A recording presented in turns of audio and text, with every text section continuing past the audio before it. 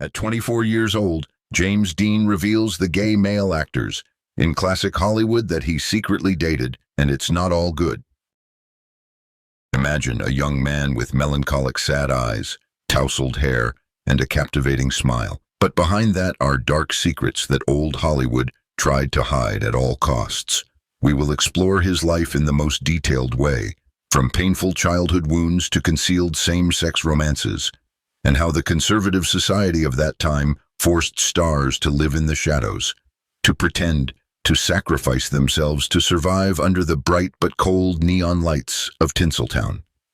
This is not just a story about forbidden love, but also a profound lesson about acceptance, forgiveness, and humanity's long journey toward diversity and equity in perceptions of human sexuality. First, let's talk about James Dean, the name that many of you are probably familiar with through classic films like Rebel Without a Cause or East of Eden.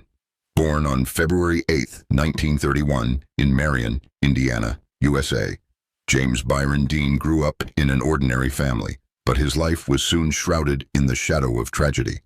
As the only son of Mildred Marie Wilson and Winton Dean, Dean had an initially peaceful childhood in Indiana, where his father worked as a farmer, tending vast cornfields under the wide sky of the American Midwest.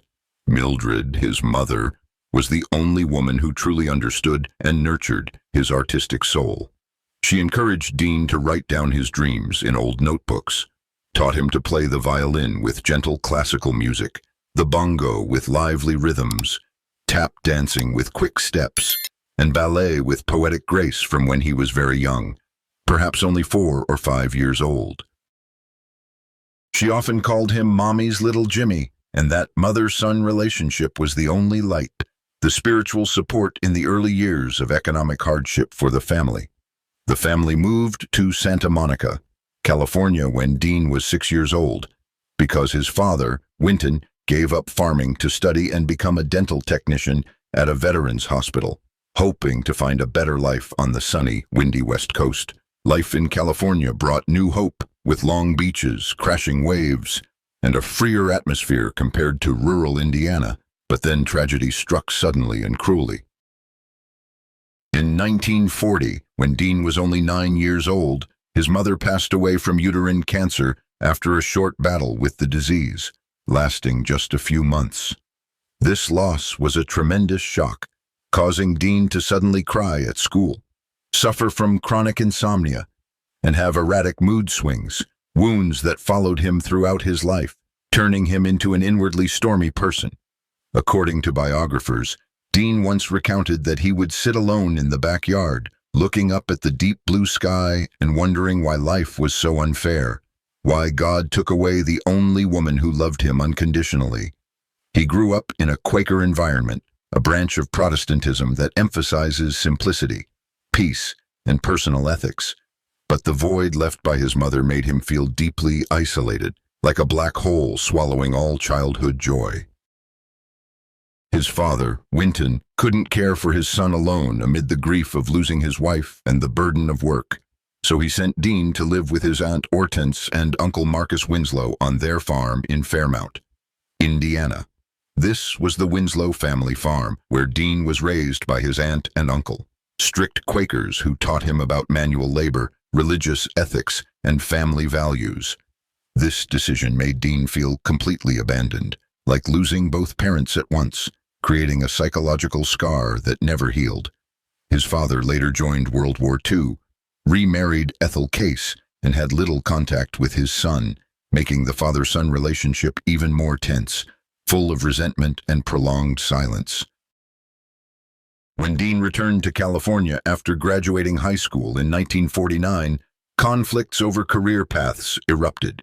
His father wanted him to study law for a stable, safe life as a lawyer, while Dean was passionate about acting, yearning for the stage and lights, leading to a wordless hostility between them, making Dean even more isolated. These traumas shaped a lonely, rebellious young man, always craving love, acceptance, and a place in a chaotic, prejudiced world. And then, in Fairmount, Dean sought a father figure in Reverend James DeWeerd, a local Methodist pastor with a rather eccentric lifestyle.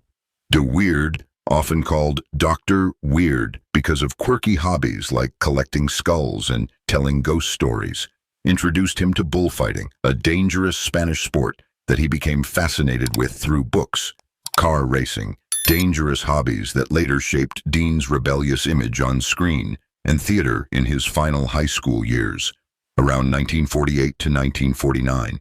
This relationship started as a mentor-student friendship, lasting several years, and was described as intimate in chronicles.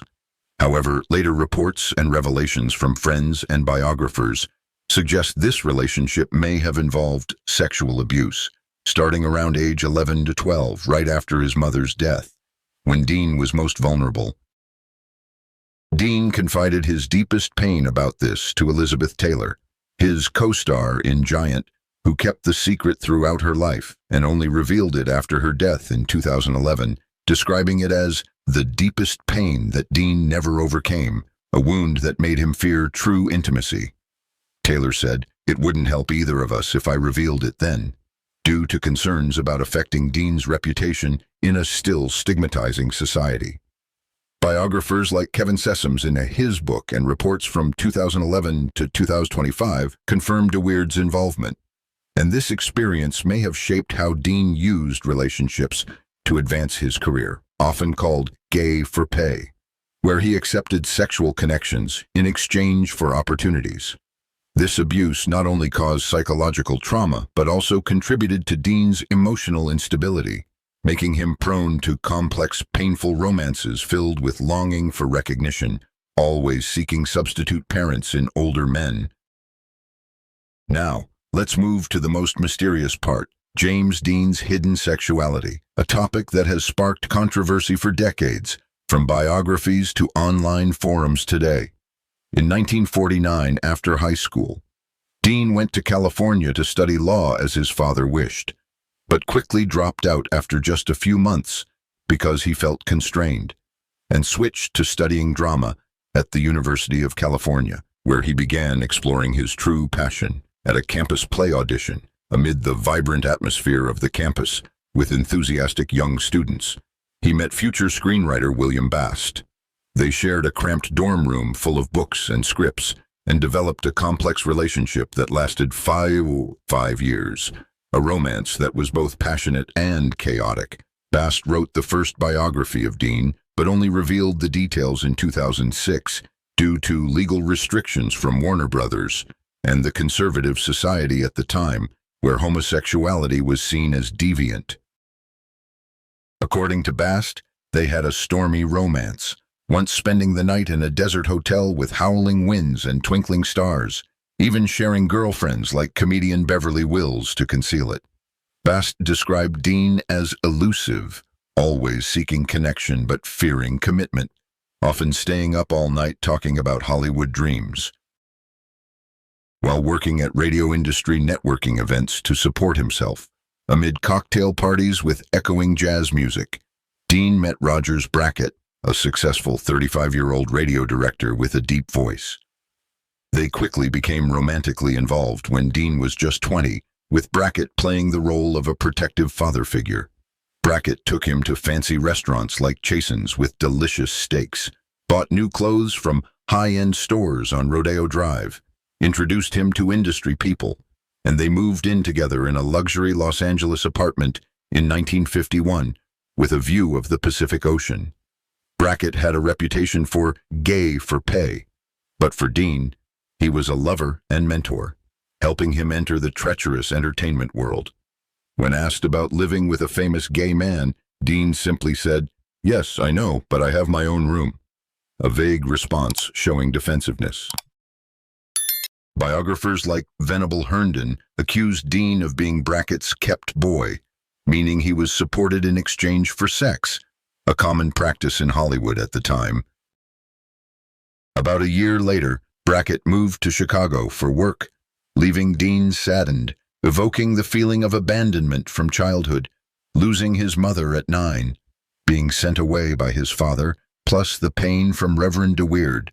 However, Brackett didn't leave Dean empty-handed. He suggested pursuing a career in New York, funding travel, housing, and tuition at the actor's studio, where he honed method acting techniques, bringing more naturalism to roles under the guidance of Lee Strasberg, the legendary teacher who trained Marlon Brando as well. Dean moved to New York with the loyal Bast through vibrant New York nights. At underground jazz clubs with swirling cigarette smoke, he met Eartha Kitt, the 1960s Catwoman with a seductive voice, and writer John Gilmore, a companion in the late-night adventures. They experimented sexually with each other in cramped rooms in Greenwich Village. Gilmore wrote in The Real James Dean, "We were bad boys playing bad boy games, while opening up the bisexual side." Gilmore believed Dean leaned more toward homosexuality, describing him as gayer than bi, meaning more gay than bisexual, with moments where Dean confessed his sexual confusion. At the actor's studio, during an intense improv acting workshop, Dean met Paul Newman, whom he was immediately infatuated with, drawn to his blue eyes and warm smile. He suggested performing a love scene in front of the class to set the studio on fire, but Newman gently declined. "Hey, buddy, take it easy." Dean persisted, and according to Brackett telling David Dalton in The Man Behind the Baby Blues, Dean confessed, "I got Paul to grab me at the door of an abandoned building under dim streetlights. Sex was more exciting in dangerous public places, adding adrenaline." Also through the actor's studio, Dean attended a guest lecture by Marlon Brando, his idol from A Streetcar Named Desire. He was immediately obsessed with Brando, making harassing phone calls and sleeping outside his door in Greenwich Village. Friends said Dean imitated Brando's style, from wearing leather jackets to his low voice, even buying a motorcycle to match his idol. Brando commented, "But Mr. Jan seems to be wearing my wardrobe from last year and using my talent from last year. I recommended a psychiatrist, and at least his work improved." But Brando knew how to exploit what both enjoyed: sadomasochism, a dark kink. Dean's coroner noted his body was full of scars, as he liked having cigarettes stubbed out on his chest during passionate, painful moments. Natalie Wood, a girlfriend from Rebel Without a Cause, said this was why they broke up. "Sometimes Jimmy liked to hurt his partners, and I couldn't take the pain." Wood recounted that Dean often cried during night shoots, sharing about his abused childhood, making her feel heartbroken. By 1954, Dean's career hadn't taken off, despite his best efforts. He appeared in Pepsi commercials, played John the Baptist in a TV Easter program in classical costume, and had cameos in 3 Hollywood films like Has Anyone Seen My Gal in an unnamed small role, Sailor Beware with Dean Martin, and Fixed Bayonets as a soldier. In New York, thanks to Brackett, he did radio and CBS TV, like episodes of Kraft Television Theater, and his first Broadway role in See the Jaguar in 1952, a failure due to weak script, running only a few weeks. During this time, Dean had a relationship with CBS director Bob Stevens, who was new on the job. According to director James Sheldon in a Hollywood Reporter interview, "I never had relations with him. I know a guy who gave Jimmy work. They did that, but director Bob Stevens did. They had a little affair before Jimmy became famous. A short romance that helped Dean get a foot in TV." But it wasn't TV or radio that made Dean stand out, but another Broadway play, The Immoralist in 1954, where he played a gay young man seducing tourists, a role that reflected his personal life and received high praise from the New York Times. With positive reviews, Brackett brought Dean back to Hollywood for Elia Kazan's East of Eden, based on John Steinbeck's novel about brothers Cain and Abel.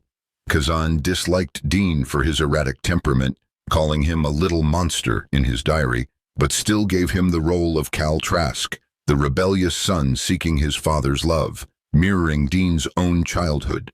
This role earned Dean his first posthumous Oscar nomination in 1956. The film tells of brothers Cal and Aaron, with Cal always feeling rejected by his father, reflecting Dean's life with Winton. Dean acted naturally, full of emotion, making audiences empathize with his inner pain. like the scene where he cries when his father rejects the money he earned from beans.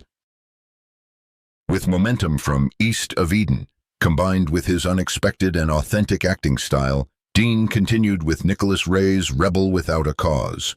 The film is a masterpiece about 1950s teens, with Dean as Jim Stark, a rebellious teenager moving to a new town, facing violence and social pressures from parents and peers. The film features Natalie Wood as Judy and Sal Mineo as Plato, with the iconic chicken run scene, racing cars to a cliff under moonlight, symbolizing youthful recklessness. Ray said Dean embodied rebellion, and the film reflected post-war society, where youth felt lost between materialism and spirituality. Dean died before the film's release, making it legendary, with huge box office and cultural impact. Sal Mineo recounted, "Jimmy was sensitive. He cried real tears in family breakdown scenes, and we often talked about loneliness." Finally, George Stevens' Giant, based on Edna Ferber's novel, with Dean as Jet Rink, a farmer-turned-oil millionaire, alongside Elizabeth Taylor as Leslie and Rock Hudson as Bick. The 3-hour film explores class and racial divides in Texas, with vast shots in Marfa. Dean clashed with Hudson over temperament but was close to Taylor, whom he confided in about abuse and saw as a mother. The role of Jet was his most complex, from poverty to lonely wealth, with the final scene of him drunkenly talking to an empty chair, symbolizing emptiness. The film earned Dean his second Oscar nomination, completing his legacy with 3 major films in 18 months. However, his off-screen reputation worried the studio, as Dean was known for dating agents and actors, mostly men. 1950s Hollywood treated gay actors harshly, with the Hays Code banning depictions of homosexuality, forcing them to hide like Rock Hudson, who had a sham marriage to Phyllis Gates. Dean was on the eligible bachelor list with Hudson and Tab Hunter, and photos with actresses were staged by agent Henry Wilson. This made it hard to distinguish real from fake, with magazines like Confidential spreading rumors for blackmail. In East of Eden, he had a 35-month affair with Geraldine Page while rooming with Bast, a strange love triangle. In Hollywood, photos with Terry Moore, Ursula Andress from Dr. No. Liz Sheridan wrote a book, Dizzy and Jimmy, claiming to date Dean in 1952. Even Marilyn Monroe confessed thinking about marriage but said, "We would destroy each other," as both were unstable. But Sheldon emphasized this was common then, claiming to date James Dean to get famous, as many actresses did to boost their value. No romance was discussed more than with Pier Angeli, the Italian star from The Silver Chalice, though she suddenly married Vic Damone while dating him, which biographers like Paul Alexander saw as MGM PR to cover up. Angeli later said, "Jimmy was my only love," but tragically she committed suicide in 1971, leaving a letter mentioning Dean with regret. In his autobiography, Kazan dismissed Dean succeeding with women. He always had uncertain relationships with girlfriends, full of suspicion and jealousy. The director and screenwriter of Rebel Without a Cause claimed he was exclusively gay, with Ray saying Dean often went to gay bars in New York.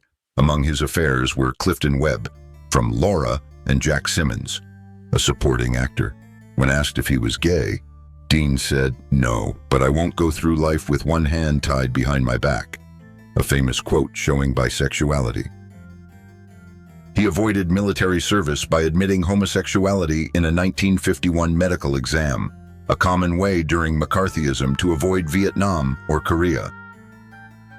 Over time, Dean has been celebrated as the greatest LGBT icon, not just for his private life, but for his androgynous, sensitive on-screen aura, representing marginalized youth.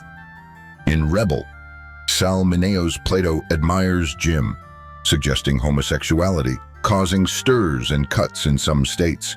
This stirred a conservative environment used to linking motorcycles, fast cars, rebellion with heterosexual masculinity, like John Wayne or Clark Gable.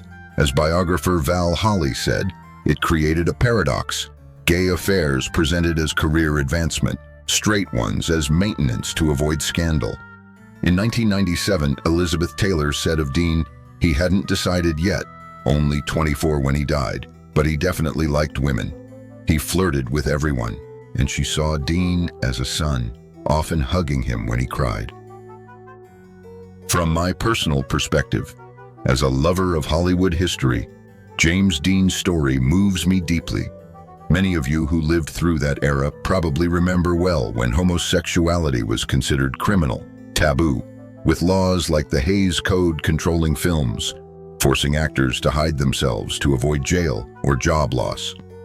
Dean died in 1955 at age 24 in a Porsche Spyder car accident on the highway near Cholame, California. He was driving at high speed after filming Giant, colliding with Donald Turnipseed's Ford, dying instantly, with mechanic Rolf Vutherick surviving but severely injured. News spread quickly via radio and press. Fans gathered crying at the scene, and his legacy exploded with soaring ticket sales. Hollywood once hid and blackmailed, like Brackett demanding $800 from Dean to keep secrets before East of Eden, a harsh industry reality.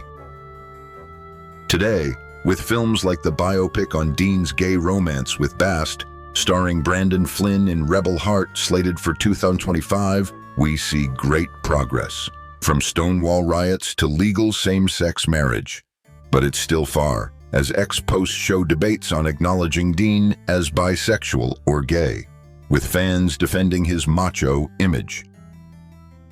I find inspiration here. Dean teaches us that love has no limits, and though society changes slowly, truth always finds its way to light through books, films, and personal stories. For those who've witnessed discrimination, think of this journey as a reminder that accepting sexual diversity is key to a better society, where people can live authentically without fear. After more than 65 years, humanity has made little progress in understanding sexual diversity, and it still weighs heavily in our lives, whether we like it or not. Early traumas shaped a complex man, inner pain driving his legendary status. Dean once said, "Dream as if you'll live forever. Live as if you'll die today. Dream like you're immortal. Live like tomorrow doesn't exist." That's his spirit and legacy for us today, in a world still fighting for LGBT rights.